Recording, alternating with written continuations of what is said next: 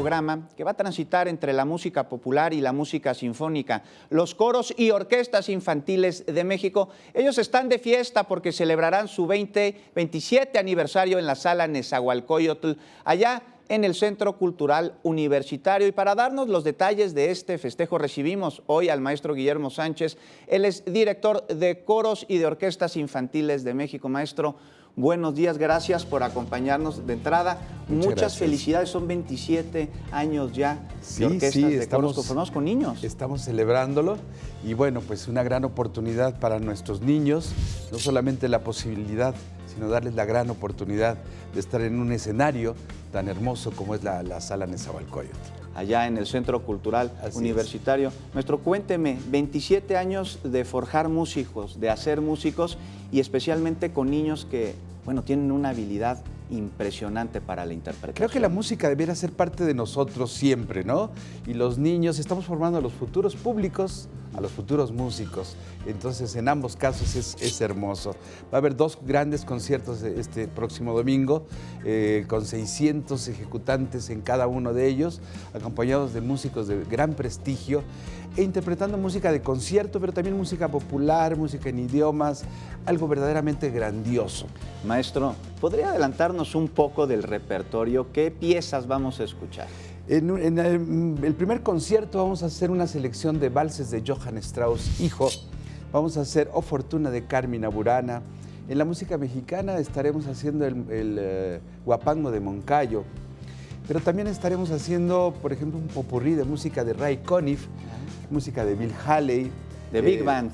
Así es. Entonces va a ser algo muy bonito porque es muy variado y es un gran impacto para los niños y los jóvenes para el resto de su vida. Es algo grandioso, donde se reúnen muchos colegios, donde se reúnen muchos niños, donde hay la familia, las autoridades, los padres de familia, los alumnos, México en general.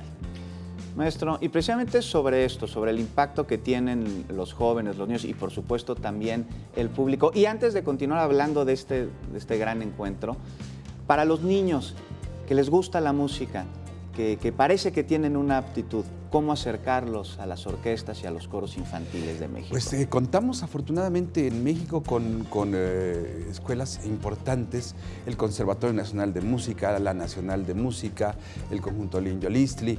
Creo que tenemos en México grandes escuelas de música donde los niños realmente, si lo ven como una gran carrera, pues será algo hermoso. Aquí lo que buscamos es formar a través de la música, hacer que el niño goce no solamente la música de concierto, sino la música en idiomas, la música mexicana, la música popular, la música original que escribo para ellos. Realmente se trata de hacer una formación a través de la música.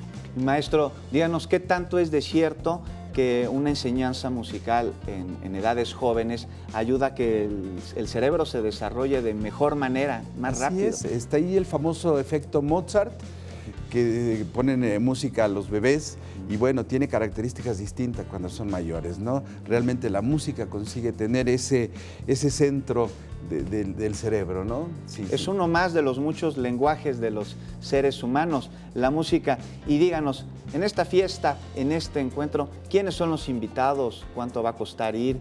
¿Dónde podemos reservar? Bueno, afortunadamente estamos con localidades agotadas. ¿Cómo? Esto es excelente, es un gran esfuerzo que se está llevando a cabo. Colegios muy importantes, decenas de maestros, decenas de colegios, decenas de niños. Estamos involucrando a la familia, a la sociedad, a los músicos, algo verdaderamente grandioso en el Centro Cultural Universitario, allá en el sur de la ciudad, en la UNAM. Bueno, pues afortunadamente para ustedes las localidades están agotadas, pero desafortunadamente para nosotros que queremos escuchar la música que van a interpretar, ¿la podríamos seguir por alguna página de internet? Sí, y yo creo que siempre existen boletos, ¿no? Entonces, con mucho gusto yo creo que habrá siempre algo, ¿no? De hecho. Y bueno, en las redes sociales estamos siempre en YouTube, por ejemplo, ¿no? Si ustedes ponen COIM, C-O-I-M, entramos fácilmente ahí. A eso. Muchas gracias, maestro, por estar con nosotros. Un privilegio, muchas gracias. Y por supuesto, muchas felicidades por estos 27 años. Le agradezco. Yo a usted.